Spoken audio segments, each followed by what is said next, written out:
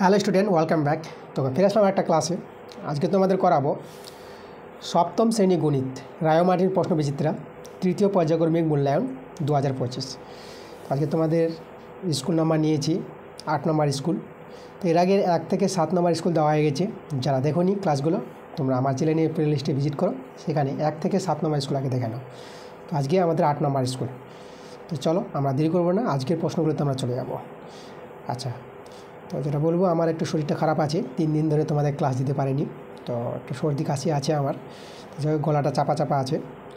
যাই হোক, তো চলো আমরা কোনো মতো করে ক্লাসটা করাই, তোমরা মনোযোগ সহকারে দেখো। তো একের যে প্রশ্নগুলো আছে, 1 নম্বর প্রশ্নে আমরা চলে যাব। এখানে দেখো 3টি অনুপাত দেওয়া আছে। 3টি অনুপাতের এই যে অনুপাতগুলি আছে, এই অনুপাতগুলির মিশ্র অনুপাত বের করতে বলেছে। আচ্ছা, মিশ্র অনুপাত বা যৌগিক অনুপাত, খুবই ভালো প্রশ্ন। তো আমাদের এখানে দেখতে হবে এই অনুপাতগুলির মিশ্র অনুপাত এবং যৌগিক অনুপাত আমরা কী করে বের করব। তো দেখো, মিশ্র অনুপাত পাওয়ার জন্য তোমাদের করতে হবে কি, এই যে 3টি অনুপাত দেওয়া আছে, এই যে অনুপাতগুলির পূর্বপদ বলতে এই যে 1টাকে পূর্বপদ আর 2টাকে উত্তরপদ বলা হয়। তো অনুপাতগুলির পূর্বপদের গুণফল মানে এদের যে মিশ্র অনুপাত হবে সেটা হবে, দেখো এই যে 1 গুণিত, এখানে প্রথম অনুপাতের প্রথমটা 1 গুণিত, আর দ্বিতীয় অনুপাতের আবার প্রথমটা মানে পূর্বপদ 2 গুণিত, আর তৃতীয় যে অনুপাতটা আছে, তৃতীয় অনুপাতে যে প্রথমটা এই যে 4 ইজ-2, তাই না? মানে অনুপাতগুলির পূর্বপদের গুণফল ইজ-2, আর অনুপাতগুলির উত্তরপদের গুণফল মানে পরের পদগুলো, যেরকম প্রথম অনুপাতের যে দ্বিতীয় পদটা আছে মানে 2 গুণিত, দ্বিতীয় অনুপাতের যে দ্বিতীয় পদটা 3 গুণিত, আর তৃতীয় অনুপাতের যে দ্বিতীয় পদটা আছে 5 উত্তরপদ, তাই না? এই যে উত্তরপদের গুণফল, মানে অনুপাতগুলির পূর্বপদের গুণফল ইজ-2, অনুপাতগুলির উত্তরপদের গুণফল। এটা করলে পরে তোমরা পেয়ে যাবা মিশ্র অনুপাত। এখানে যদি কাটাকাটি যাইতে করো, দেখো অনুপাতে একই জিনিস কেটে যাবে, আর তো কাটাকাটি করা যাচ্ছে না। তাহলে 4:3 পাচ্ছে 15, 4:15, এটা কিন্তু আমাদের অ্যান্সার। আমরা অপশান দেখে নেব, দেখো সি নাম্বার অপশানটা মিলছে আমাদের 4:15 অ্যান্সারটা। 2 নম্বর প্রশ্ন, 2 নম্বর প্রশ্নটা দেখো, এটা সূচক থেকে দিয়েছে অঙ্কটা। তাহলে এখানে তোমরা করবা কি, আমাদের এখানে দেখো এই যে 2 এর পাওয়ার 0 আছে, তাহলে আমি তোমাদের বলবো পাওয়ার যদি 0 হয় তাহলে মানটা কিন্তু 1 হয়ে যাবে। 2 এর পাওয়ারে 0, তাহলে এর মানটা 1, প্লাস 4 এর পাওয়ারে 0, এটাও কিন্তু 1 হয়ে যাবে। পাওয়ার 0 হলেই মানটা 1 হয়ে যায়। আর গুণিত, আর 2 এর পাওয়ারে আছে কত, -1, তাহলে -1, দেখো এটাকে তোমরা 1/2 লিখতে পারবা, মানে মাইনাসের পাওয়ারের জন্য মাইনাস থাকার জন্য 1/2 হয়ে যাবে। আর পাওয়ারে 1 ছিল তো 1 দিলাম না, তাই না? যদি এখানে 2 এর পাওয়ারে -2 হতো তাহলে 1/2 এর স্কোয়ার দিতাম, এখানে 2 দিতাম পাওয়ারে, 1 আছে বলে 1 দিইনি। এটা মনে রাখবা এই যে নিয়মটা। তাহলে এখানে 1 যোগ করে কত, 2 পেয়ে গেলাম, আর এখানে আমাদের 2টা আছে, তাহলে 2 দিয়ে কেটে দাও, আমরা দেখো তো মানটা 1 পেয়ে গেলাম। তাহলে অ্যান্সার 1, এই নাম্বার অপশানটাই।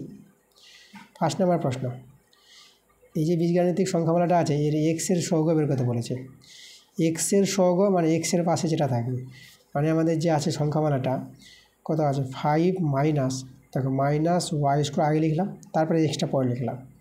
এবার এক্সের সহগ দেখো, এক্সের পাশে কে আছে, -y², মাইনাস চিহ্ন দ্বারা মাইনাসটাকে নিয়ে বলতে হবে। তো এক্সের সহগ -y² হবে, ঠিক আছে? এই যে পুরোটা -y², এক্সের পাশের যেটা থাকবে, এক্সের পাশে সেটাকে আমরা সহগ বলবো। তাহলে এক্সের পাশে কে আছে, -y² আছে, তাই না? এই যে y² চিহ্ন মাইনাস, তো অ্যান্সারটা হবে আমাদের -y², ডি নাম্বার অপশানটা। আচ্ছা, এর পরের প্রশ্নগুলোতে আমরা চলে যাব। এই যে আমাদের দেখো 1-4 নম্বর প্রশ্নটা আমরা এবার করাবো, 1-4। তো বলছি, কোনটি ত্রিভুজের সর্বসমতার শর্ত নয়? দেখো সর্বসমতার শর্ত নয়, সেটা আমাদের হবে এই যে দেখো কোণ বাহু কোণ, এটা কিন্তু সর্বসমতার শর্ত আছে। বাহু কোণ বাহু, এটাও সর্বসমতার শর্ত আছে। আর কোণ কোণ কোণ, দেখো এটা হবে আমাদের অ্যান্সার, এটা সর্বসমতার শর্ত হবে না, কোণ কোণ কোণ, ঠিক আছে? সি নাম্বার অ্যান্সারটা হবে। ডি নাম্বার দেখো বাহু বাহু বাহু, এটাও কিন্তু সর্বসমতার শর্ত আছে। তোমরা দেখবে অ্যান্সারে ডি নাম্বারটা পাবা, কিন্তু ডি নাম্বারটা অ্যান্সার হবে না, ভুল করেছে। অ্যান্সারটা কিন্তু সি নাম্বার হবে। দেখো আমি তোমাদের বইতে দেখাচ্ছি, দেখো বইতে তোমরা পেজ নাম্বার 126 পাতায় এই যে শর্তগুলো দেওয়া আছে দুটি ত্রিভুজের সর্বসমতার শর্ত। বাহু বাহু বাহু, দেখো এটা আমাদের সর্বসমতার শর্ত আছে, তাহলে এটা এখানে অ্যান্সার বলেছে, তো এখানে হবে না ওটা। বাহু আছে, কোণ বাহু কোণ আছে, তাই না? তো এটা কি বলবো যে কোনটা নাই, এই যে কোণ এটা কিন্তু সর্বসমতার শর্ত নয়, এই জন্য আমাদের অ্যান্সারটা সি নাম্বার। ওকে, সর্বসমতা বলতে কী বুঝি আমরা? এই দেখো এখানে সংজ্ঞাটা দেওয়া আছে। সর্বসমতার জিনিসটা কি? দুটি জ্যামিতিক চিত্রকে যে কোনো একটিকে সরিয়ে বা ঘুরিয়ে দুইভাবে অপরটির সাথে সম্পূর্ণভাবে মিলে যাবে, তো হুবহু মিলে যাবে দুটি চিত্র, তো একেই বলবো আমরা কি সর্বসমতা। এই ধর্মটাকে বলা হয় সর্বসমতা। হয়, তাহলে এই যে আমাদের দেখো, তাহলে অ্যান্সারটা কিন্তু সি নাম্বার, মনে রাখবা, ডি নাম্বার হবে না। 5 নম্বর প্রশ্ন, 7m = 35, মানে আমাদের এখানে 7m = 35 আছে। এখান থেকে m এর মানটা বের করে নাও, মানে এই সমীকরণের বীজ। দেখো সমীকরণের বীজ মানে এই যে চলরাশিটা কি আছে, m আছে, তাহলে এখানে m এর মানটাই হবে বীজ। তো এভাবে তোমরা 7 × 5 = 35 এভাবে কাটাকাটি করতে পারো, তোমরা বাই করতে পারো 35/7 করে 7 × 5 = 35 কাটাকাটি করতে পারো, বা এইভাবে তোমরা সমানে কাটাকাটি করে নিতে পারো। তাহলে m এর মানটা কত হয়ে গেল, 5 হয়ে গেল। এই যে m এর মানটা, এই যে চলরাশির মানটা যে বের করে নেবা তাকেই বলা হয় বীজ বলা হয়। তাই এই যে সমীকরণের বীজ হলো কত, 5, অ্যান্সারটা বি নাম্বার অপশান। 6 নম্বর প্রশ্ন, 6 প্রশ্নটা আমাদের বর্গমূল থেকে দিয়েছে। দেখো আমাদের এখানে কি বলেছে, এর বর্গমূলের মান বের করতে বলেছে। তো দেখো রুটওভারগুলো লক্ষ্য করো, এই যে রুটওভার সবচেয়ে বড়টা, আবার একটা রুটওভার দেওয়া আছে দেখো। এখানে জানি না কেন ডবল রুটওভার দেওয়া আছে, তো চলো আমরা ডবল রুটওভার দিয়ে দিই। রুটওভার উপর রুটওভার দিয়ে দিয়েছে, মানে বর্গমূলের বর্গমূল এভাবে বলেছে জিনিসটা, ঠিক আছে। তারপরে আবার রুটওভার, এই যে রুটওভার আছে 1/81 প্লাস আবার রুটওভার আছে 64/81। ভালো করে টুকবা, দেখো ডবল বর্গমূল তো আছে, রুটওভার মানে বর্গমূল চিহ্নটাকে রুটওভার বলা হয়, এই আমরা রুটওভার বলছি, হ্যাঁ, বর্গমূল চিহ্ন। তো দেখো আমরা এখানে এই যে প্রথম যে রুটওভারটা আছে দিলাম, তারপরে একটা রুটওভার ছিল সেটাও দিলাম। এবার এই যে 1/81 এই যে রুটওভার মানে বর্গমূল, এটা বর্গমূল করে নেব। 1 বর্গমূল 1 হবে, ঠিক আছে। এই যে 1 বর্গমূল 1, রুটওভার মানে বর্গমূল। আর 81 বর্গমূল 9, 9 × 81 হয়। আবার দেখো এর বর্গমূল 64 বর্গমূল, 64 বর্গমূল তোমরা 8 পেয়ে যাবা। আর 81 বর্গমূল তোমরা কত পেয়ে যাবে, 9 পেয়ে যাবা। ওকে, দেখো রুটওভার, আবার একটা রুটওভার আছে, ঠিক আছে। জানি না কেন ডবল রুটওভার দিয়ে দিয়েছি, তো যাই হোক সেই ডবল রুটওভার সে দুঃখ আমরা করে নিব যেটা হবে। এখানে একটা রুটওভার দিলেও হবে। আচ্ছা, এখানে আমরা ভগ্নাংশের যোগবিয়োগ করবো 9 লসাগু। তো এখানে 9 9 মিলে গেছে, তোমরা একটা নামাতে পারবা, প্লাস 9 9 মিলে গেছে 8। রুটওভার আবার রুটওভার 8 আর 1 যোগ করে 9, এখানে 9 9 9 কেটে গেল। রুটওভার আবার রুটওভার, তাহলে এখানে 1 পেয়ে যাবে। এবার দেখো তো 1 বর্গমূল, প্রথম রুটওভারটা 1 বর্গমূল 1, একটা রুটওভার দিলাম। এবার এই রুটওভারের কাজ 1 বর্গমূল, তো 1ই পেয়ে গেলাম। দেখো এই যে বর্গমূলটা 1, আবার রুটওভার আছে, তাহলে আবার তো 1 বর্গমূল কী হবে, 1ই হয়ে যাবে। তখন অ্যান্সারটা আমরা 1 পেয়ে গেলাম, সেই আমাদের অ্যান্সার। তাহলে এর যে মানটা কত হবে, 1 হবে, ডি নাম্বার অপশানটা। যাই হোক ডবল রুটওভার দিয়েছে, তাই তোমরা ডবলভাবে বর্গমূল করে নিবা। যদি কোনো কারণে এখানে ধরো এর মানটা বর্গমূলটা এখানে যদি চলে আসতো 4, তো 4 বর্গমূল 2 হতো তখন অ্যান্সারটা। ওকে, ডবল রুটওভার দিয়েছে। 2 নম্বর দেখো সত্য মিথ্যা, এভাবে অঙ্কগুলো আছে। তো দেখো 2-এর আগেটা কী বলেছে, সকল আয়তক্ষেত্রই সামুদ্রিক, কিন্তু সকল সামুদ্রিক আয়তক্ষেত্র নয়, ঠিক আছে। খুব ভালো একটা প্রশ্ন বলেছে এখানে, সকল আয়তক্ষেত্রই সামুদ্রিক, কিন্তু সকল সামুদ্রিক আয়তক্ষেত্র নয়। হ্যাঁ, এই কথাটা কিন্তু সত্য কথা বলেছে। চলো কেন সত্য আমি তোমাদের বুঝাচ্ছি। দেখো আমি দুটো চিত্র তৈরি করি। দেখো আমরা একটা সামুদ্রিক, আচ্ছা আয়তক্ষেত্র আগে তৈরি করি। এই যে আমাদের ধরো আয়তক্ষেত্রের প্রত্যেকটা কোণ 90 ডিগ্রি হবে, কর্ণগুলি সমান হবে। আর সামুদ্রিক এভাবে একটু বেঁকে থাকবে, এই যে সামুদ্রিক বেঁকানো। তাহলে সামুদ্রিকের প্রত্যেকটা কোণ 90 ডিগ্রি হবে না, আর কর্ণগুলো কিন্তু অসমান হবে, ঠিক আছে। তো দেখো আমরা সকল আয়তক্ষেত্রকে, এই যে আয়তক্ষেত্র আছে না, এই আয়তক্ষেত্রকে সামুদ্রিক বলতে পারবো এটা, কারণ সামুদ্রিকের ধর্ম বিপরীত বাহুগুলি সমান এবং সমান্তরাল হবে। এখানেও দেখো বিপরীত বাহুগুলি সমান এবং সমান্তরাল আছে।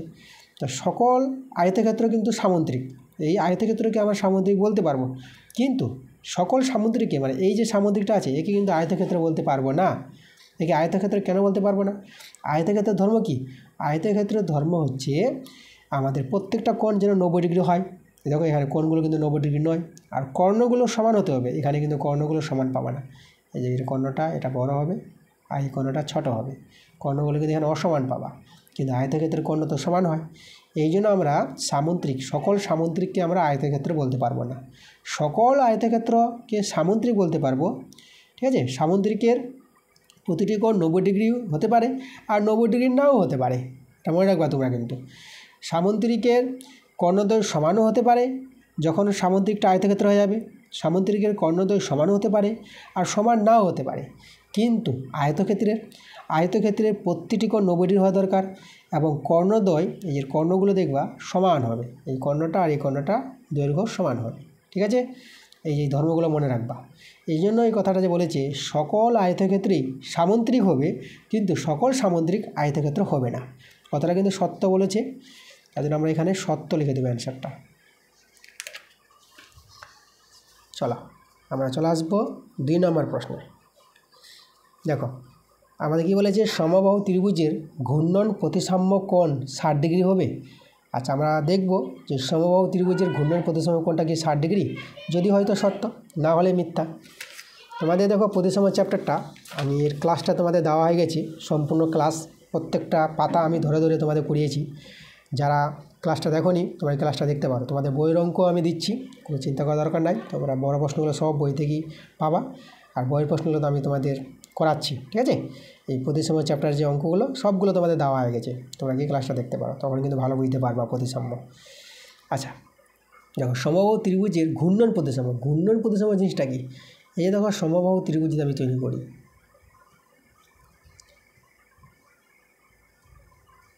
ওকে, এই যে সমবাহু ত্রিভুজ, তাহলে এই সমবাহু ত্রিভুজের ঘূর্ণন প্রতিসাম্য যেটা আমরা বলি, দেখো এইভাবে আমরা এইভাবে করলাম, এটা এইভাবে করলাম,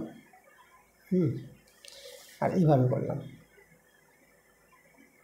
এই যে দেখো যে সমবাহু ত্রিভুজের যে ঘূর্ণন যে প্রতিসাম্য কোণটা হয় না 60 ডিগ্রি কিন্তু হবে না।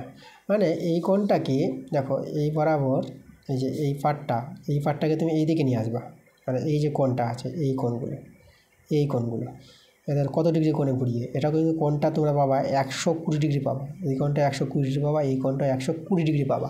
আমি তোমাদের বই থেকে দেখাচ্ছি, তোমাদের প্রতিসাম্য চ্যাপ্টারটা আছে পেজ নাম্বারে চলে যাও, 215 পাতা।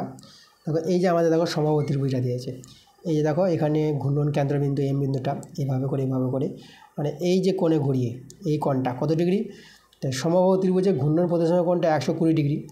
এই ক্লাসটা আমি তোমাদের দিয়ে দিয়েছি, সেখানে বলেছিলাম 120 ডিগ্রি, ওকে। তাহলে এই যে কোণটা তৈরি হবে মানে 120 ডিগ্রি কোণে ঘুরিয়ে ত্রিভুজটা একই রকম দেখাবে, মানে এই পার্টটা এখানে চলে আসবে, এই বাহুটা এবার যদি ঘোরানো হয়, আবার ঘোরাবা এখানে 120 ডিগ্রি কোণে একই রকম লাগবে, আবার ঘোরাবা, 3 বার ঘুরিয়ে এই সমবাহু ত্রিভুজটা একই রকম দেখাবে, যেহেতু 3টি বাহু আছে। তাহলে ঘূর্ণন প্রতিসাম্য কোণটা কত হবে আমাদের 120 ডিগ্রি। দেখো ঘূর্ণন প্রতিসাম্য মাত্রা হচ্ছে 3টি বাহু আছে বলে মাত্রা 3, মাত্রা যদি 3 হয়, ঠিক আছে, তাহলে এই যে দেখো 360 ডিগ্রি, এই সম্পূর্ণ যেটা কোণ হয় 360 ডিগ্রি বৃত্তীয় কোণ, 360 ডিগ্রিকে মাত্রা দিয়ে ভাগ করে দাও, 3টি মাত্রা পাবা, 3টি বাহু বলে 3টি মাত্রা। এই যে সমবাহু ত্রিভুজের ঘূর্ণন প্রতিসাম্য মাত্রা 3, তাহলে 3 দিয়ে যদি ভাগ করে দাও দেখো কত হবে, 3 একে 3, 3 দিয়ে 6, আর ওই যে 120 ডিগ্রি না, তাহলে আমরা পেয়ে যাব সমবাহু ত্রিভুজের ঘূর্ণন প্রতিসাম্য কোণটা 120 ডিগ্রি, 60 ডিগ্রি হবে না, এটা কিন্তু মিথ্যা হবে। প্রশ্নে সত্য দিয়েছে, অ্যান্সার কিন্তু সত্য হবে না, ঠিক আছে, তোমরা কিন্তু অ্যান্সারটা মিথ্যা করবা, এই যে মিথ্যা। আচ্ছা আমরা চলে যাব পরের প্রশ্নে। দেখো এখানে এই যে আছে এক্স সমান এটা কি হবে, দেখো এটা আমাদের দুটি বর্গের অন্তরূপে প্রকাশ, এটা কিন্তু আমাদের সত্যই আছে। এই যে এক্সকে দুটি বর্গের অন্তরূপে যদি প্রকাশ করো, তাহলে এক্সকে তোমরা লিখতে পারবে এক্স গুণিত 1, তাহলে এখানে এ এটা বি, আর এ বি সূত্র তোমরা জানো, এ বি সূত্র কি এ প্লাস বি বাই 2 তার whole square minus A minus B by 2 তার হোল স্কোয়ার। এই সূত্রটা দুটি বর্গের অন্তরূপে প্রকাশ। চলো এখানে সূত্রটা যদি তোমরা ব্যবহার করো, তাহলে এটা এ এটা বি, তাহলে এক্স প্লাস 1 এই যে সূত্র অনুসারে /2 তার হোল স্কয়ার মাইনাস x - 1/2 তার হোল স্কয়ার। এই যে দেখো তাহলে দুটি বর্গের দুটি বর্গের এই যে অন্তর্বিভাজ্য প্রকাশ। তাহলে আমাদের দেখো x সমানটা লিখতে পারবো। তাহলে আমাদের কি এটাও আমাদের কি আছে সত্য আছে, তাহলে আমরা এখানে সত্য লিখে দেবো। ওকে, চলে যাবো আমরা কত নম্বরে, আমরা চলে যাবো 4 নম্বর প্রশ্নে। আচ্ছা 4 নম্বর প্রশ্ন দেখো, এর 3 দশমিক স্থান পর্যন্ত আসন্ন মানটা বের করতে বলেছি। 3 দশমিক মানে দশমিকের পর 3টা সংখ্যা। দেখো সংখ্যাটা আমি তোমাদের এখানে টুকে দেখাচ্ছি আমি। দেখো আমাদের 5.0, দেখো 3 দশমিক স্থান পর্যন্ত বলেছে না, তা দশমিকের পর দুটো সংখ্যা তো তোমরা নিয়ে নাও একদম, এই যে 0 আর 7, এই যে দেখো 0 এবং 7 নিয়ে নিলাম। এবার যে 3 দশমিক বলেছে যে 8টা যেখানে লিখবো, হয় 8টা 8 হবে, নাহলে 8-এর সঙ্গে 1 যোগ হবে। ঠিক আছে, এটা মনে রাখবা, হয় 8টা 8 হবে, নাহলে 8-এর সঙ্গে কী হবে 1 যোগ হবে। তাহলে 8-এর সঙ্গে যদি 1 যোগ করো, এই যে দেখো, তাহলে দেখো এখানে দেখো 8-এর সঙ্গে 1 যোগ কখন হবে, দেখো 8-এর পরের সংখ্যাটা দেখো 4 নম্বর সংখ্যাটা 9 আছে। তাহলে এই সংখ্যাটা 5 কিংবা 5-এর চেয়ে বড়ো আছে। তাহলে 5 কিংবা 5-এর চেয়ে বড়ো হলে তাহলে 8-এর সঙ্গে 1 যোগ হয়ে যাবে, 1 যোগ হয়ে 9 হয়ে যাবে এটা। ওকে, যেহেতু আমাদের 4 নম্বরটা কত আছে 9 আছে, 4 নম্বরটাকে দেখেই বলতে পারবো যে 3 নম্বর সংখ্যাটা এর সঙ্গে 1 যোগ হবে কি হবে না, 8-এর সঙ্গে 1 যোগ হবে কি হবে না। যদি এটা যদি এই সংখ্যাটা 9 না থেকে 4 হতো বা 3 হতো বা 2 থাকতো, তাহলে কিন্তু 8ই বসে যেত এখানে, মানে 5-এর চেয়ে যদি ছোটো হয়, 4 নম্বর সংখ্যাটা যদি 5-এর চেয়ে ছোটো হয় তাহলে 8টা 8-এ বসে যাবে। আর 5 কিংবা যদি 5-এর চেয়ে বড় হয় তাহলে এই 8-এর সঙ্গে 1 যোগ হয়ে যাবে, মানে 3 দশমিক বলেছে না, শেষে যে 3 নম্বরটা যে 8 আছে, যে 8-এর সঙ্গে 1 যোগ হয়ে যাবে, মানে 8টা হয়ে যাবে 9। এটা হবে কিন্তু আমাদের অ্যান্সার। কিন্তু অ্যান্সার দেওয়া আছে দেখো 5.078 দেওয়া আছে, এটা কিন্তু অ্যান্সার হবে না। এটা অ্যান্সার কখন হতো, যখন এটা 9টা 4 হতো বা 3 হতো বা 2 বা 1, ঠিক আছে, এভাবে হলে তখন কিন্তু এটা আমরা বলতে পারতাম, বা 0 হলেও হতো। ঠিক আছে, তার জন্য আমাদের কিন্তু এই ক্ষেত্রে অ্যান্সারটা এটা হবে, এটা হবে না। তাহলে আমরা এখানে কী লিখে দেবো, মিথ্যা লিখে দেবো। তো তোমরা এখানে অ্যান্সারটা মিথ্যা লিখে দাও। আচ্ছা আমরা চলে আসবো 5 নম্বর প্রশ্নে। দেখো আমাদের এখানে 5 নম্বর যে প্রশ্নটা বলেছি, এক জোড়া একান্তর কোণ, তাই না, এই যে এক জোড়া একান্তর কোণের মান সর্বদা কি সমান হবে? এক জোড়া একান্তর কোণের মান সর্বদা কি সমান হয়? দেখো তো সর্বদা কিন্তু সমান হবে না।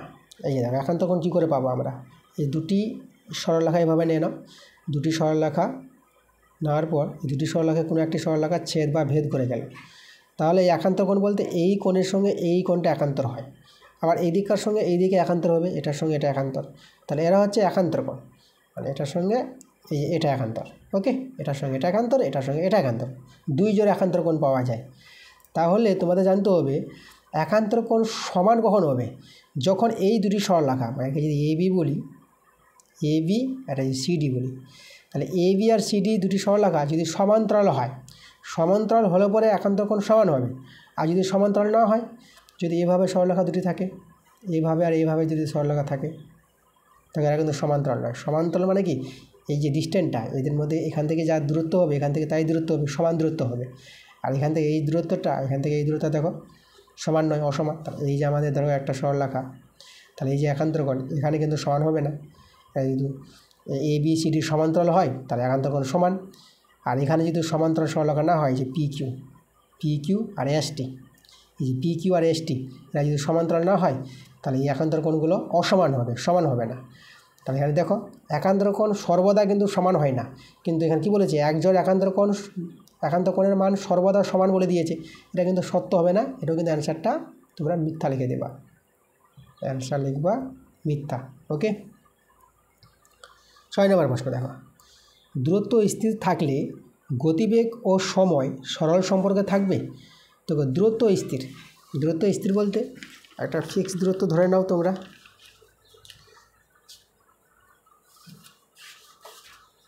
দেখো ধরো 10 কিলোমিটার দূরত্ব ফিক্স দূরত্ব। ওকে, এই যে দূরত্ব আমাদের 10 কিলোমিটার, তাহলে গতিবেগ, তাহলে গতিবেগ যদি আমরা বাড়িয়ে দিই, গতিবেগ যেহেতু বাড়াই, বেশি গতিবেগ স্পিড, মানে গতিবেগ বলতে একটা স্পিড, কোনো একটা দূরত্ব। তুমি ধরো তোমার বাড়ি থেকে তোমার মামার বাড়ির যে দূরত্ব আছে 10 কিলোমিটার, এবার তুমি যাচ্ছ ধরো কি সাইকেল নিয়ে যাচ্ছ, তো সাইকেল নিয়ে যাচ্ছ তুমি মামার বাড়িতে, তো তোমার গতিবেগ, তুমি সাইকেল চালাচ্ছ, এবার সাইকেল চালানোর উপর ডিপেন্ড করবে। তুমি যদি খুব স্পিডে সাইকেল চালাও তাহলে গতিবেগটা তোমার বেশি হবে, আর সাইকেলটা যদি তুমি আস্তে আস্তে চালাও তাহলে গতিবেগ কম হবে। তাহলে গতিবেগ যদি বাড়িয়ে দাও, মানে সাইকেলটা তুমি স্পিডে চালাবা, তাড়াতাড়ি চলে যাবা স্পিডে, তো গতিবেগ যদি বাড়িয়ে দাও তাহলে তোমার কি মামার বাড়ি যেতে, এই যে 10 কিলোমিটার রাস্তা আছে মামার বাড়ি যেতে তুমি তাড়াতাড়ি পৌঁছে যাবা। তা গতিবেগ বাড়লে সময় কমবে, কম সময়ে তুমি মামার বাড়ি পৌঁছে যাবা।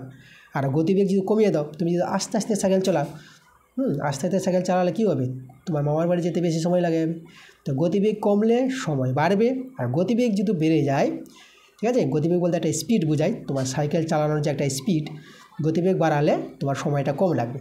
তা গতিবেগ বাড়লে সময় কম লাগছে, আর গতিবেগ কমলে সময় বেশি লাগছে, এই যে কমছে বাড়ছে, এটা কিন্তু একটা ব্যস্ত সম্পর্ক, ঠিক আছে, বাড়লে কমলে ব্যস্ত সম্পর্ক। তো এখানে বলেছে সরল সম্পর্ক, তো এটাও কিন্তু আমাদের সত্য আসলো না, এটাও কিন্তু আমাদের অ্যান্সারটা কি মিথ্যা।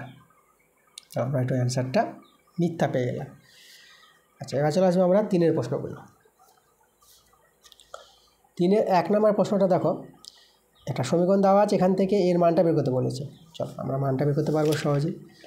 তো দেখো তো আমরা কী করব, আমাদের এখানে যে সমীকরণটা দেওয়া আছে এখান থেকে আমরা পি এর মানটা কিন্তু বের করে নিতে পারবো। দেখো কীভাবে, এখানে তোমরা যদি ভগ্নাংশে যোগ বিয়োগ করে নাও, তারপর লসাগু কিন্তু পি পাবা, তাহলে পি আর পি গুণ করে হয়ে যাবে পি স্কোয়ার, আর পি মিলে গেছে তো 1টা নেমে যাবে, ভগ্নাংশে যোগ বিয়োগ, এদিকে 2 ছিল। এবার বর্গগুণ করে নাও, পি স্কোয়ার প্লাস 1 সমান সমান এদিকে 2p হয়ে যাবে গুণ করে আমাদের।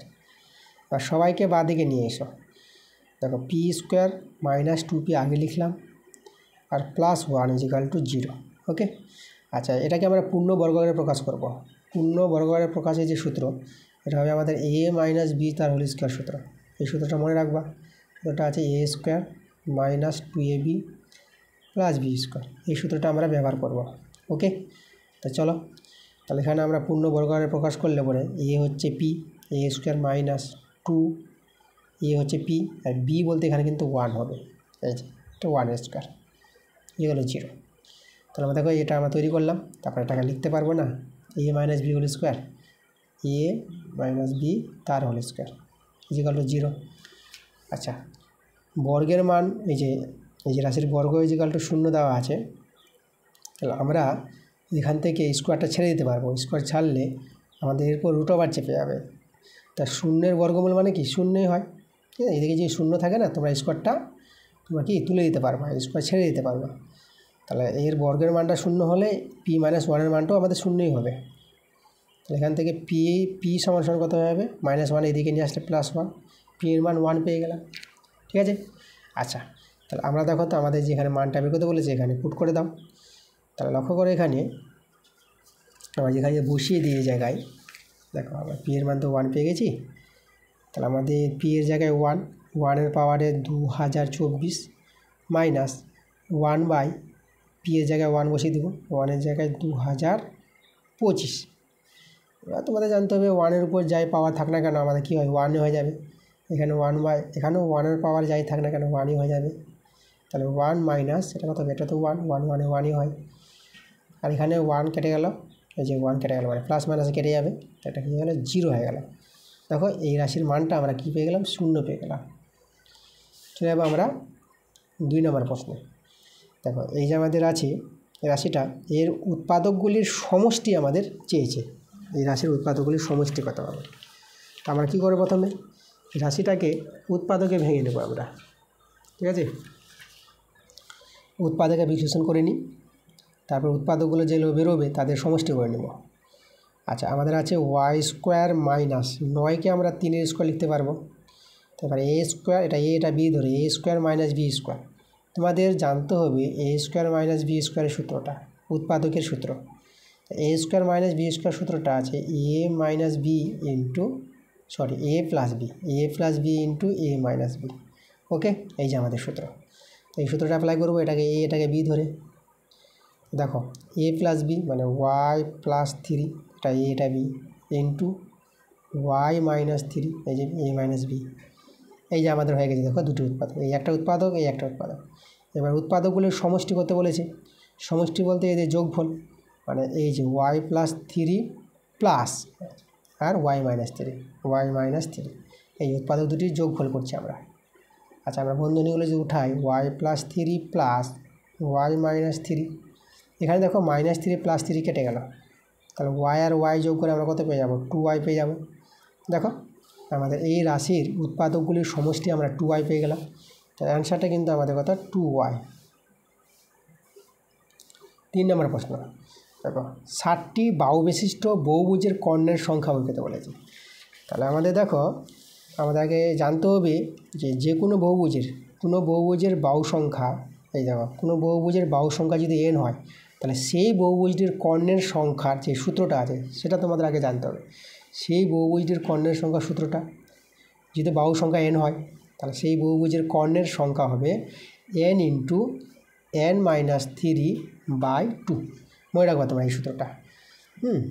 কোনো বহুভুজের বাহু সংখ্যা যদি n হয় তাহলে সেই বহুভুজটির কর্ণের সংখ্যা হবে n into n minus three by two. এবার চলো বাহু তো আমাদের বাহু সংখ্যা 7 বলে দিয়েছে, তাহলে এখানে n এর জায়গায় 7 বসে দাও, কর্ণের সংখ্যা পেয়ে যাবে। তাহলে 7 into 7 minus three by two. তা দেখো এখানে 7 ইন্টু এখানে 7 থেকে 3 বিয়োগ করো, এটা 4 হয়ে যাবে, 2 দিয়ে 4, তাহলে এখানে 7 দিয়ে কত? 14। দেখো কর্ণের সংখ্যা আমরা কত পেয়ে যাবো? 14 পেয়ে যাবো। তাহলে যে বহুভুজের বাহু সংখ্যা 7 সেই বহুভুজের কর্ণের সংখ্যা কত হবে? 14 হবে। এই যে অ্যান্সার 14। 4 নম্বর প্রশ্ন, আবারই দেখো এই সমীকরণটা আছে, এই সমীকরণের বীজ হলো, দেখো এরকম প্রশ্ন আমাদের ডবল দিয়ে দিয়েছে। তাহলে এখানে এক্সের মান কত পাবো? এখানে দেখো আমাদের এখানে 5x = 0 আছে না, তাহলে এক্সের মানটা বের করলে বীজ, তাহলে x সমান 0/5, এই যে 5টা এভাবে শূন্য নিচে নামাতে পারবা। তাহলে x সমান দেখো এখানে শূন্যকে পাই দিয়ে ভাগ করলে শূন্যই হয়ে যাবে, এক্সের মান 0, তাহলে এই সমীকরণের বীজ হয়ে গেল আমাদের 0, এক্সের মানই হচ্ছে বীজ। দেখো অ্যান্সারটা হয়ে গেল আমাদের 0। 5 প্রশ্নটা আমাদের বলেছি রম্বসের কর্ণ দুটির ছেদবিন্দুতে উৎপন্ন কোণগুলি একটি কোণ হবে। আচ্ছা, ভালো প্রশ্ন। রম্বস, দেখো রম্বসের ছবিটা তোমাদেরকে দেখায়। রম্বস বলতে যার 4টি বাহু সমান হবে, যে চতুর্ভুজের 4টি বাহু সমান হবে, কর্ণগুলি অসমান হবে, আর প্রতিটি কোণ 90 ডিগ্রি হবে না। এইভাবে আমাদের রম্বস আমরা একটা তৈরি করতে পারবো। আচ্ছা, এই যে রম্বসের যে কর্ণগুলো আছে, আচ্ছা ABCর নাম দিই, ABCD আমাদের একটা রম্বস, একটা BD কর্ণ, আর একটা কর্ণ আছে আমাদের AC, এই দেখো AC। ওকে, তাহলে এই যে আমাদের রম্বস। তাহলে ABCD রম্বসের BD কর্ণ আর AC কর্ণ, এই কর্ণ দুটি যেখানে ছেদ করেছে, যে বিন্দুতে ছেদ করে, এই যে বিন্দুতে ছেদ করেছে, উৎপন্ন কোণগুলি মানে এই যে কোণগুলি এখানে তৈরি হয়েছে না, তো এই কোণগুলি 90 ডিগ্রি করে হবে, প্রত্যেকটা কোণ 90 ডিগ্রি। এই যে প্রত্যেকটা কোণ হবে 90 ডিগ্রি। ঠিক আছে, আমাকে জানতে হবে রম্বসের কর্ণদ্বয় পরস্পর সমকোণের সমদ্বিখণ্ডিত করে। সমকোণ মানে 90 ডিগ্রি কোণ তৈরি করবে। তাহলে আমাদের দেখো একটি কোণ বলেছে মানে 90 ডিগ্রি, একটি কোণ 90 ডিগ্রি। 6 নম্বর প্রশ্ন, সামন্তরিকের রৈখিক প্রতিসম অক্ষের সংখ্যা আমাদের জানতে চেয়েছে। আচ্ছা, তাহলে দেখো সামন্তরিকের রৈখিক প্রতিসম অক্ষ আমরা কি পাবো? দেখো সামন্তরিকের ছবিটা তোমাদের এঁকে দেখাচ্ছি। সামন্তরিকের ছবি কীভাবে হবে?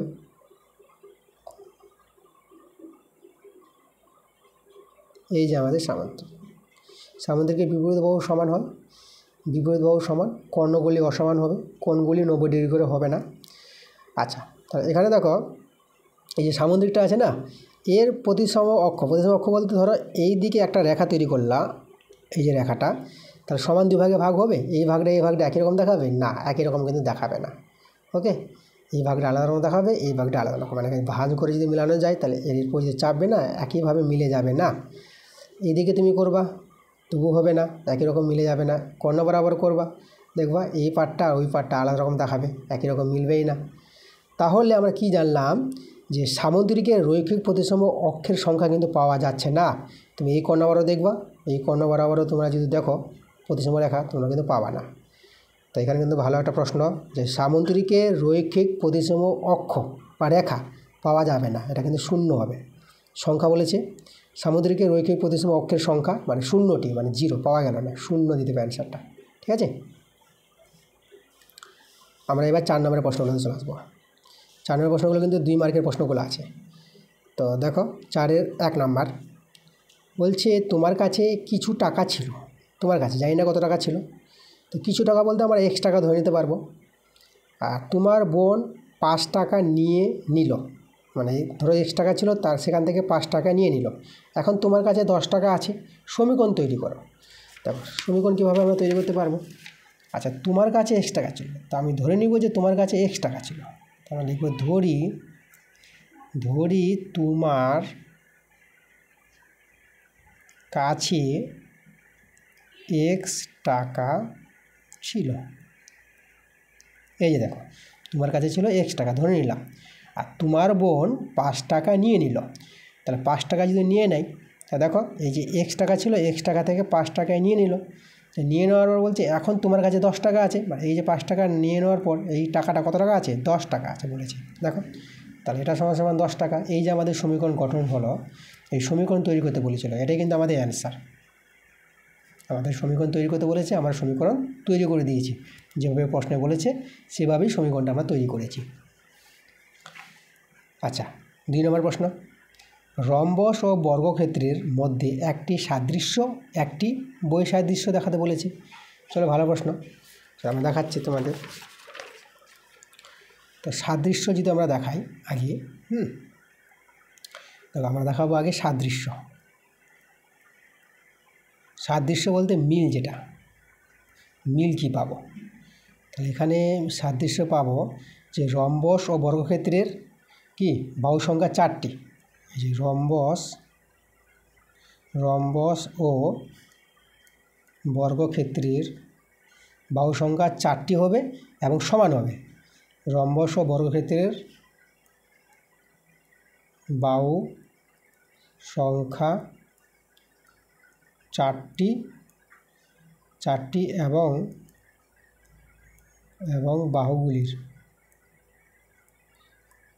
বাহুগুলির দৈর্ঘ্য সমান। ঠিক আছে, রম্বস ও বর্গক্ষেত্রের যে বাহুগুলির দৈর্ঘ্য সমান হবে, এটা একটা সাদৃশ্য। আর বৈসাদৃশ্য, এবার আমরা দেখাবো বৈসাদৃশ্য।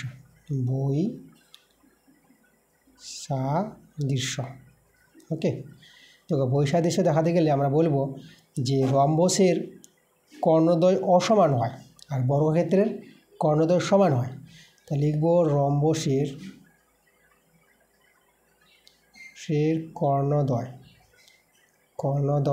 কর্ণ দুটি থাকে, কর্ণদ্বয় অসমান,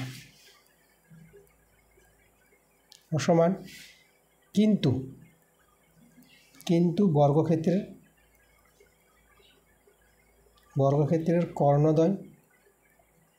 কর্ণদ্বয় সমান হয়। ওকে, এই যে বর্গক্ষেত্রের কর্ণদ্বয় সমান। তো আমি ছবিটাকে বোঝাচ্ছি তোমাদের।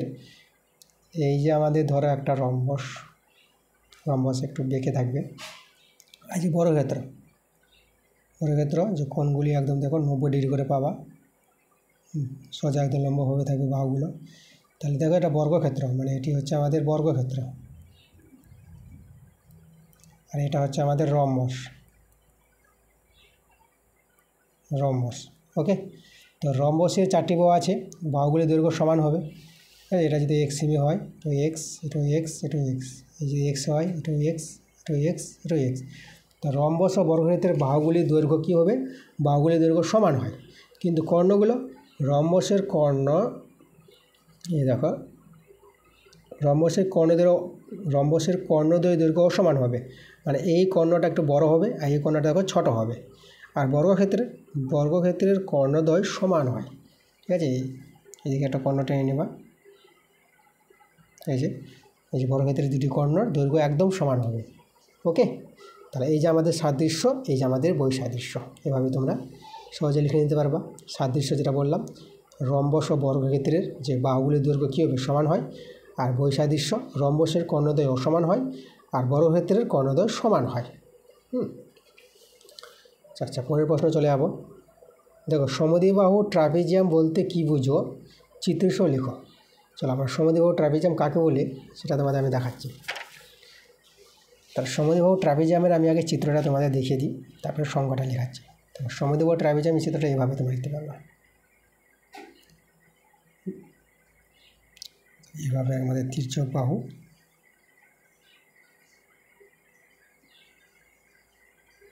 তারা আমাদের এ বি সি ডি। দেখো এখানে এডি, দেখো ট্রাপিজিয়ামের যেটা ধর্ম এডি আর বিসি, এডি বিসি হবে সমান্তরাল, এই সমান্তরাল চিহ্ন এভাবে এডি সমান্তরাল বিসি, মানে রেল লাইন যেটা একদম, ঠিক আছে। মানে এখান থেকে লম্ব দূরত্ব যা হবে এখান থেকেও লম্ব দূরত্ব তাই হবে। আর সমদ্বিবাহু ট্রাপিজিয়াম, এটা আমরা সমদ্বিবাহু ট্রাপিজিয়াম লিখেছি, মানে তির্যক বাহু দুই দৈর্ঘ্য সমান হবে, মানে এ বি সমান সমান ডিসি হবে আমাদের, মানে এ বি দৈর্ঘ্য আর ডিসি দৈর্ঘ্য সমান হবে। তাহলে একে বলা হয় সমদ্বিবাহু ট্রাপিজিয়াম বলা হয়। তাহলে আমরা কীভাবে সংখ্যাটা লিখব? আমরা এখানে লিখব যে ট্রাপিজিয়ামের, চলো আমরা লিখি যে ট্রাপিজিয়ামের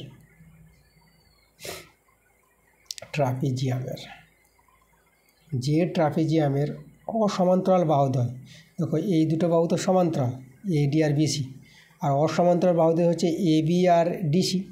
যে ট্রাপিজিয়ামের অসমান্তরাল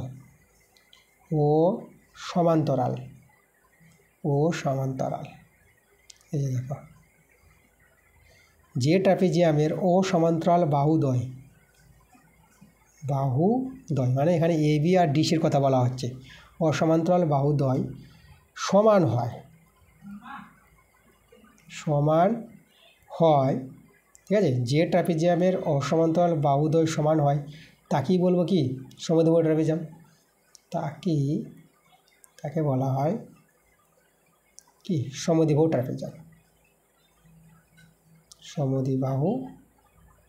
ট্রাপিজিয়াম। এই যে দেখো এভাবে তোমরা সংখ্যাটা লিখে পাশে ছবিটা দিয়ে দিবা, চিত্রসহ বলেছে লিখতে, একদম তোমরা সুন্দরভাবে এভাবে দেখাতে পারবা। আমরা চলে যাব 4 নম্বর প্রশ্নে। দেখো 4 প্রশ্নটা বলেছে একটি বাস 18 কিমি পর 30 মিনিটে যায়, বাসটির গতিবেগ সেকেন্ডে কত? সেকেন্ডে আমাদের বলেছে বের করতে। আচ্ছা দেখো এখানে সেকেন্ডে বলতে আমরা বলবো যে 1 সেকেন্ডে কত দূরত্ব যাবে, 1 সেকেন্ডে কত যায় সেটাই আমরা বের করে নিই। যদি বের করে দিতে পারি তখনই আমরা বলে দিতে পারবো বাসটির গতিবেগ কত। তো এখানে দেখো মিনিট 30 মিনিট, একে আমরা সেকেন্ড করব, আর কিমিটাকে আমরা মিটার করে নিই, কারণ সেকেন্ডের সঙ্গে মিটারই ভালো মানাবে।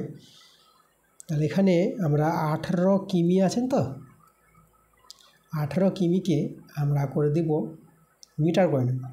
তাহলে 18 কিমিকে যদি মিটার করো তাহলে 1000 দিয়ে গুণ করতে হয়, কিমিকে 1000 দিয়ে গুণ করলে মিটার হয়ে যাবে। এই 18-র সঙ্গে 1000 গুণ করে দাও, তাহলে দেখো এটা মিটারে চলে আসবে। আর 1 কিমি সমান সমান 1000 মিটার, তাহলে 18 কিমি সমান কত? 18 × 1000 মিটার। ওকে, এবার আমরা দেখো কী করব, 30 মিনিটকে আমরা সেকেন্ড করব। 30 মিনিট,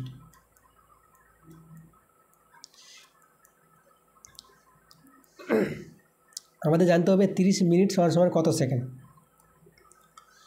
30 মিনিটকে 60 দিয়ে ভাগ করে দাও, মিনিটকে 60 দিয়ে ভাগ করলে কী হয়ে যাবে? আমাদের সেকেন্ড হয়ে যাবে।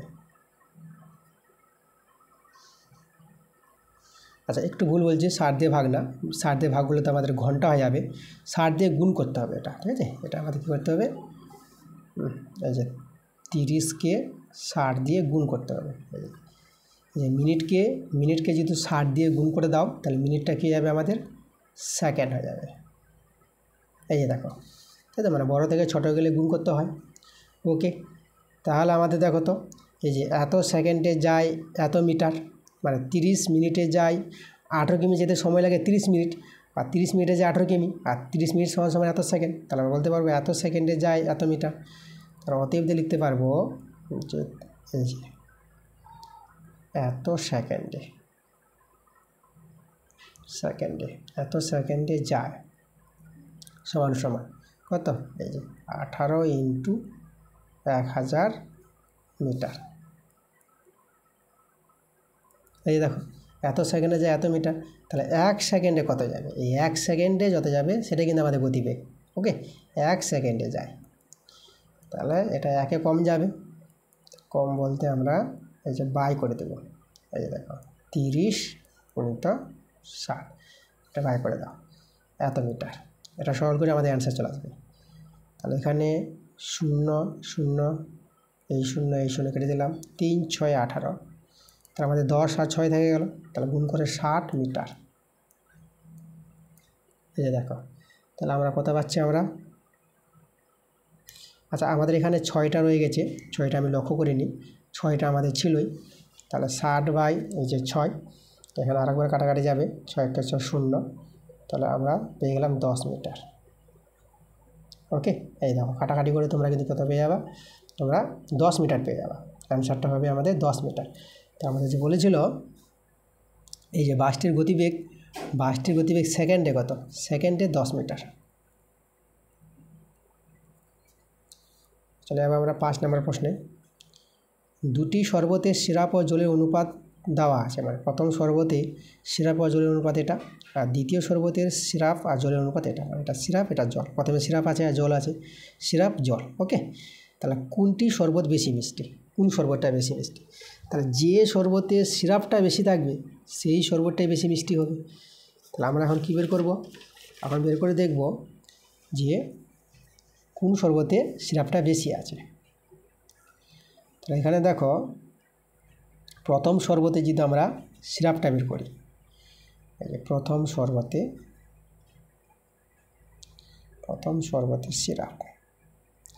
সিরাপ আছে।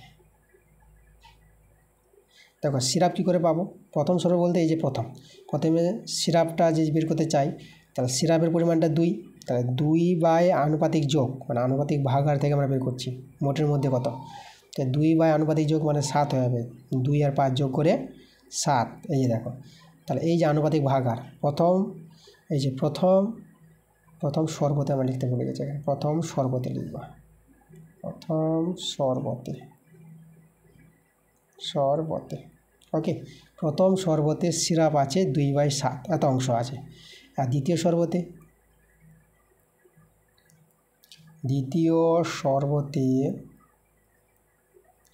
সিরাপ আছে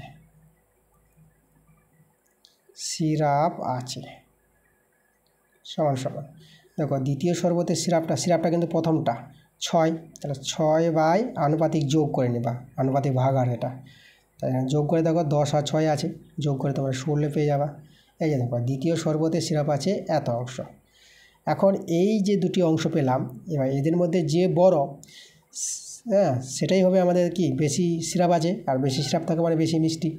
তো আমরা বড় ছোটো বের করবো। আচ্ছা এখানে কাটাকাটি করা যাচ্ছে, আমরা যদি কাটাকাটি করি 2 3 6 2 7 14, মানে এটা 2 3 6 2 8 16, এটা 8 হবে, 8, তাহলে 3/8 আমরা পেয়ে গেলাম, তাই তো 3/8। আচ্ছা 2 3 6 2 8 16, ওকে 3/8।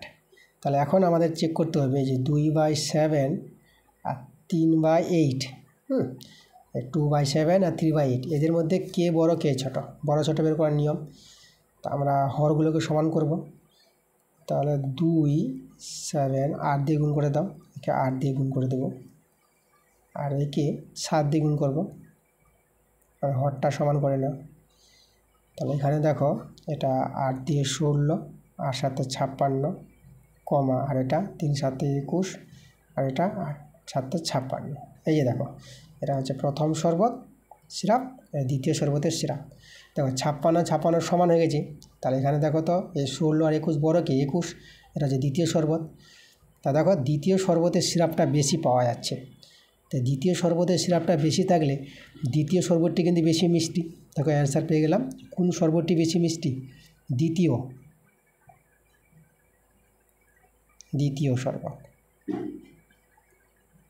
শরবতটি বেশি মিষ্টি। ওকে, 6 নম্বর প্রশ্নটা সেরকম ভালো প্রশ্ন। তো 6 প্রশ্নটা বলছি 5 বর্গমিটার ও 5 মিটার বর্গের মধ্যে পার্থক্য কী? দেখো আমি এদের মধ্যে পার্থক্য তোমাদের দেখাচ্ছি, তোমরা এটা এইভাবে করো।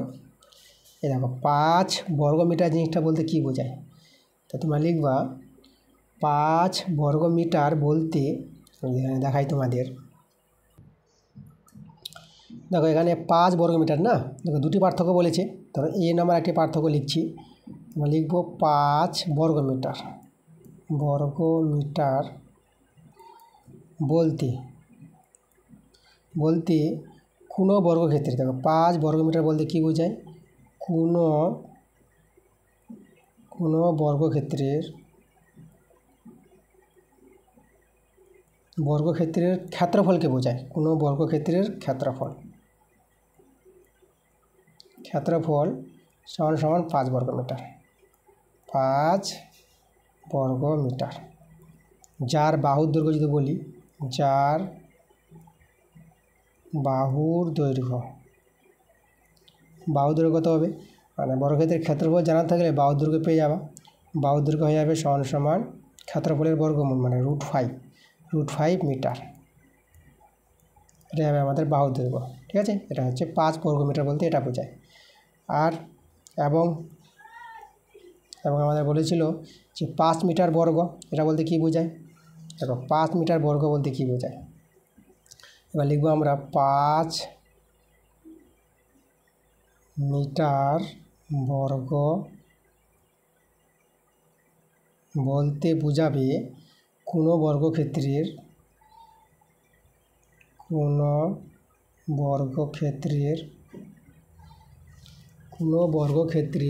বাহুর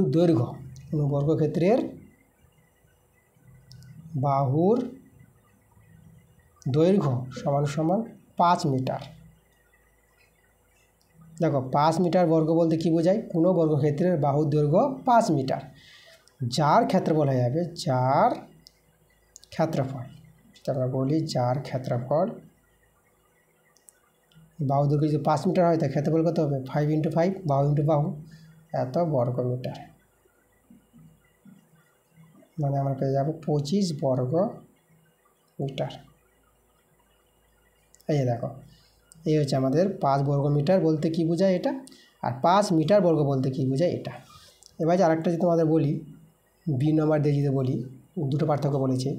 দেখো 5 বর্গমিটার, যেটা 5 বর্গমিটার সমান এটা ভাঙাতে পারবা 5 মিটার গুণিত মিটার। 5 মিটার গুণিত মিটার, মানে মিটারে বর্গমিটার হয়ে যাবে, তখনই 5 বর্গমিটার হয়ে যাবে। ওকে, এবং 5 মিটার বর্গ, যেটা দেখো 5 মিটার বর্গ, এটা সমান লিখতে পারবা 5 মিটার গুণিত 5 মিটার। 5 মিটার গুণিত 5 মিটার, মানে 5 × 5 = 25 বর্গমিটার, তখনই তোমরা ক্ষেত্রফলটা বর্গমিটার পাবা 25 বর্গমিটার। তাহলে এই যে দেখো, এটা কিন্তু খুব ইম্পর্ট্যান্ট পার্থক্য। 5 বর্গমিটারকে তোমরা এভাবে ভাঙাতে পারবা 5 মিটার গুণিত মিটার, আর 5 মিটার বর্গকে তোমরা ভাঙাতে পারবা 5 মিটার গুণিত 5 মিটার।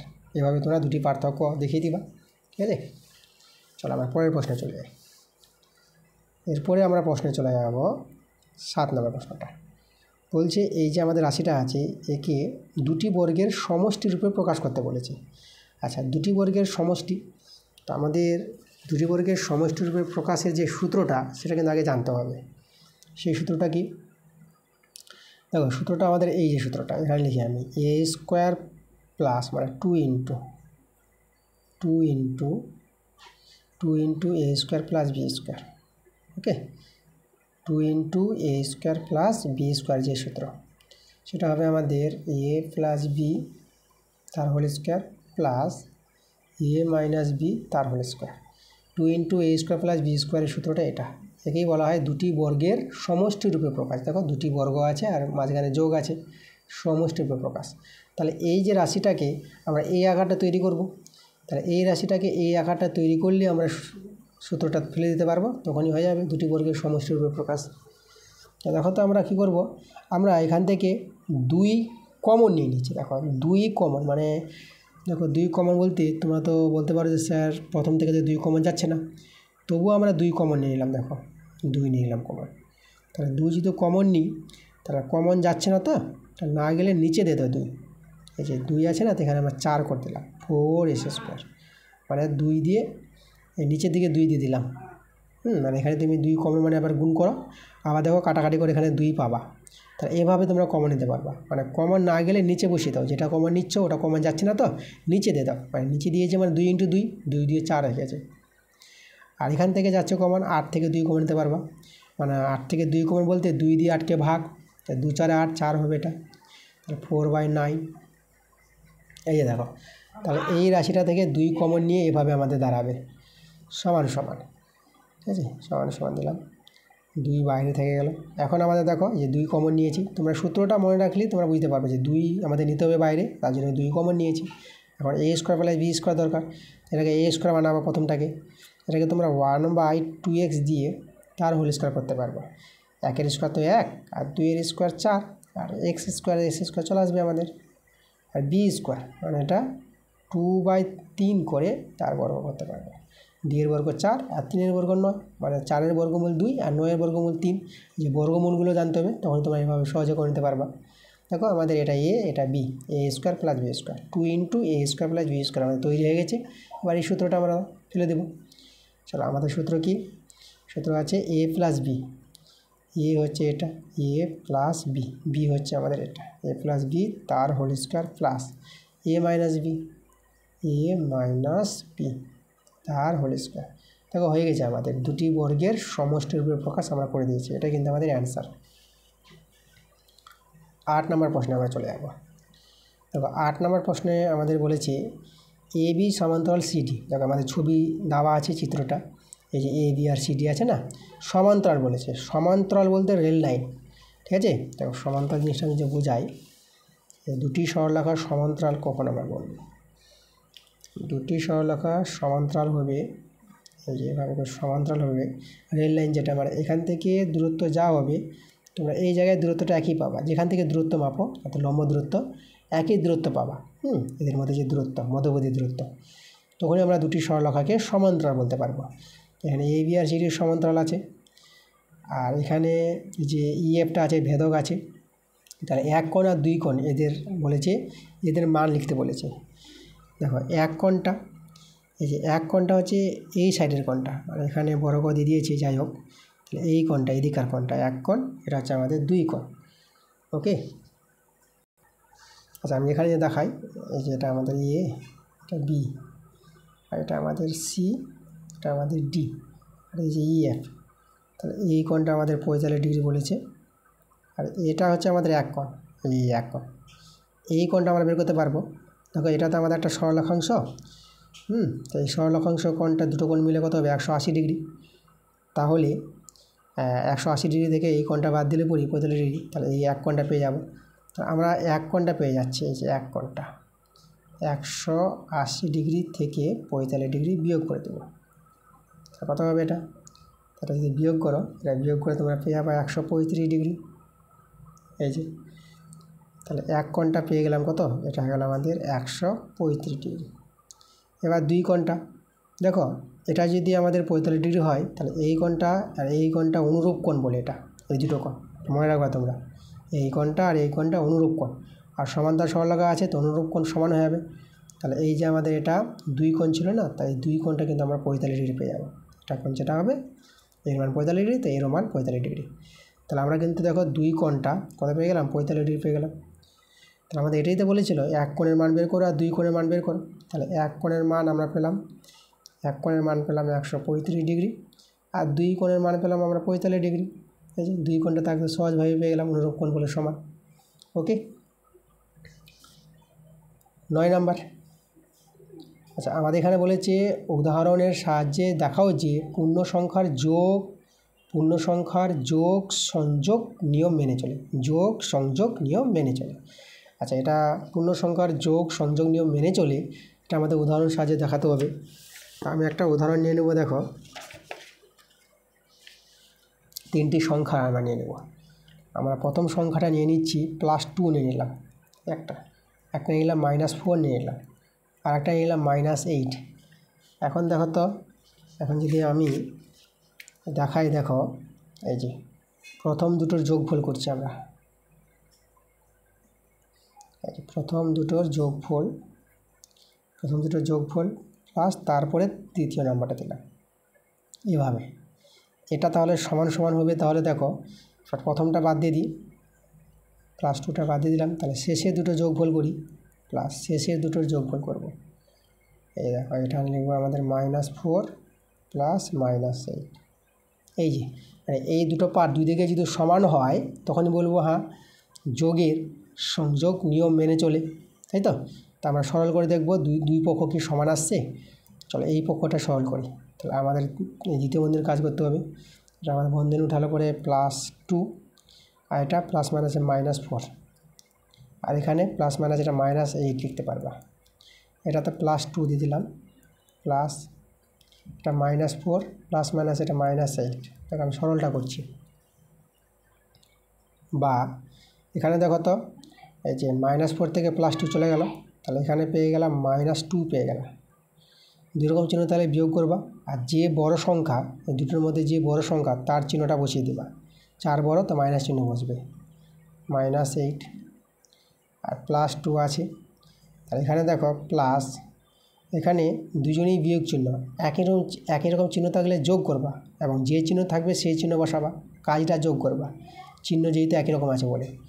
তাহলে 8 আর 4 যোগ করে 12, বা আচ্ছা এখানে -2 এটা -8, এখানে +2 এটা প্লাস মাইনাসে -12, বা -2 -8 একই চিহ্ন আছে, যোগের কাজ হবে, চিহ্ন বিয়োগ দিবা, কাজ হবে যোগ কিন্তু চিহ্ন বিয়োগ বসবে, দুটোই বিয়োগ চিহ্ন আছে বলে।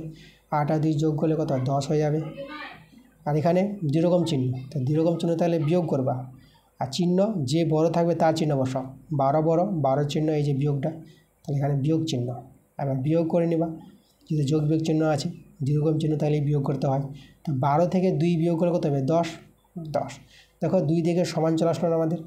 তাই এইভাবে 3টি সংখ্যার উদাহরণ নিয়ে আমরা যোগের যে সংযোগ নিয়ম দেখো, এই যে প্রথম দুটো যোগফল করেছি প্রথমে, তারপরে পরেরটা নিয়েছি, তারপর শেষে দুটো যোগফল করেছি, প্রথমটা রেখে দিয়েছি। এইভাবে সরলটা করে দুই দিকে সমান পাচ্ছি বলে আমরা বলবো যে এই যে পূর্ণ সংখ্যার যোগ সংযোগ নিয়ম মেনে চলে, পূর্ণ সংখ্যার যোগ সংযোগ নিয়ম মেনে চলে। ঠিক আছে, এটাই আমাদের প্রমাণ। যে প্রমাণ করতে বলেছিল আমরা প্রমাণ করে দিলাম, প্রমাণিত।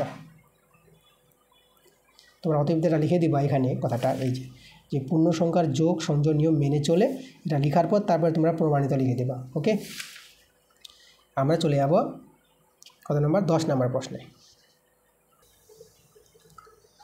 দেখো এখানে আমাদের a² + b² = 52 আছে, আর a - b = 2 যদি হয় তাহলে a b এর মান বের করতে বলেছে।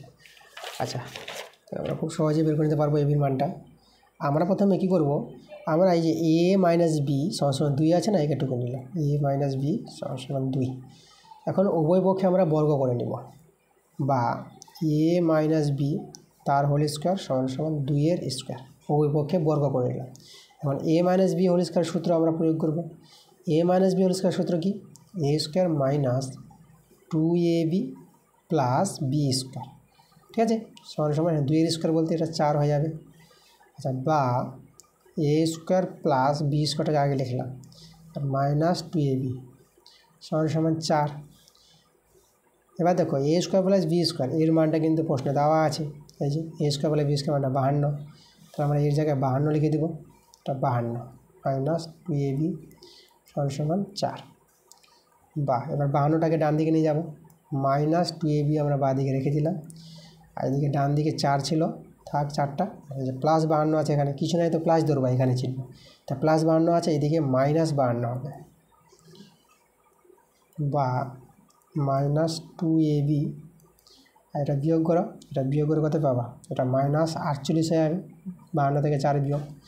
দেখো এই যে যোগ, এর যোগ আছে বিয়োগ আছে, যোগ বিয়োগ আছে, তো বিয়োগের কাজ করবা। আর চিহ্ন এই দুজনের মধ্যে যে বড় তার চিহ্ন বসবা, 52 বড় আছে তার 52 চিহ্ন বিয়োগ আছে, তো বিয়োগ চিহ্ন বসাবা। আর 52 থেকে 4 বিয়োগ করে 48। দেখো মাইনাসে কেটে দাও, আর 2 আর 48 কাটাকাটি করতে পারো, কাটাকাটি এইভাবে একবার করে নিতে পারো, বা তোমরা এভাবে a b দিয়ে এই যে 48 বাই এই 2টা নিচে নামাই দিলাম, এখানেও কাটাকাটি করে নাও, 2 দিয়ে 4, 2 4 8। তা দেখো a b এর মানটা কিন্তু আমরা পেয়ে গেলাম কত, a b এর মানটা আমরা পেয়ে গেলাম 24 পেয়ে গেলাম, এই যে 24 আমাদের। তাহলে আমাদের অ্যান্সারটা 24। দেখো আমাদের যে বলেছিল এই এবির মানটা আমরা পেয়ে গেলাম 24। এরপরে বড় প্রশ্নগুলো। আচ্ছা, বড় প্রশ্নগুলো তোমাদের আমি বলবো, এই প্রশ্নগুলো দেখবা বেশিরভাগ অঙ্কগুলো কিন্তু বইয়েরই অঙ্ক আছে। তোমরা কমেন্ট করছো বড় প্রশ্নগুলো চাইছো, তাই স্যার সবগুলো করে দিন। তোমার টোটাল সেটটা তোমরা করাতে বলছো, ঠিক আছে, সম্পূর্ণ পাঠ। তো বড় প্রশ্নগুলো আমি ছেড়ে দিচ্ছি এই জন্য যে বড় প্রশ্নগুলো কিন্তু বেশিরভাগ যে প্রশ্নগুলো আছে বড় প্রশ্নগুলো বইয়েরই অঙ্ক, তো বই থেকে সব কমন পাবা। আর যেসব অঙ্কগুলো বইয়ের বাইরে থাকবে, তোমরা যদি সেই অঙ্কগুলো না পারো করতে, তাহলে সেই অঙ্কগুলো তোমরা কমেন্ট করে জানাবা যে অঙ্কটা পারবা না, যেগুলো বইয়ের বাইরে থাকবে, ঠিক আছে। কারণ বইয়ের অঙ্কগুলো আমি করাচ্ছি না এই জন্য যে বইয়ের অঙ্কগুলোর ক্লাস আমি দিচ্ছি, আমার চ্যানেলে ভিজিট করে তোমরা ক্লাসগুলো দেখতে পাবা। ক্লাস দিয়েছি, আরও তোমরা ক্লাস পাবা, ওকে। আর তোমরা তো এমনি জানো বইয়ের অঙ্কগুলো তোমরা সবাই জানো বেশিরভাগই, এই জন্য আমরা বড় অঙ্কগুলো করাচ্ছি না। আর যেগুলো বইয়ের বাইরে থাকবে, যে বই থেকে মিলেনি, আনকমন প্রশ্ন বইয়ের বাইরে থেকে আছে, তা সেই প্রশ্নগুলো তোমরা যদি না পারো তা তোমরা কিন্তু কমেন্টে জানাবা। অঙ্কের নাম্বারটা মেনশন করবা, স্কুল নাম্বারটা মেনশন করবা, আর কমেন্টে জানাও। তোমাদের আসা যে কমেন্টের আসা যে অঙ্কগুলো থাকবে, তোমরা এর আগেও অনেকে কমেন্ট করেছে, তাই না? তো তোমাদের আসা কমেন্টের অঙ্কগুলো আমি নোট করে রাখবো এবং সেই অঙ্কগুলোর ক্লাস আমি নিয়ে আসবো, তোমাদের ক্লাস দিয়ে দেবো পরবর্তীতে। তাহলে তোমরা জানাবা কমেন্টে যদি সমস্যা হয় বড় প্রশ্নগুলো, তাই না? এই জন্য বড় প্রশ্নগুলো আমি ছেড়ে দিচ্ছি, যেহেতু বইয়ের অঙ্ক। তো এই ছিল আমাদের আজকের ক্লাসের অঙ্কগুলো। তো ক্লাসটা যদি ভালো লাগে তাহলে ভিডিওগুলোতে অবশ্যই লাইক করো আর ভিডিওগুলো বন্ধুদের কাছে শেয়ার করো। আর যারা নতুন আছো, যারা আমার চ্যানেলটা এখনও পর্যন্ত তারা সাবস্ক্রাইব করোনি, তোমরা তাড়াতাড়ি করে আমার চ্যানেলটাকে সাবস্ক্রাইব করে নাও আমার এরকম ক্লাস পাওয়ার জন্য। তো পরবর্তী ক্লাসটা তোমাদের তাড়াতাড়ি আসবে, তোমরা মনোযোগ সহকারে ক্লাসগুলো দেখো।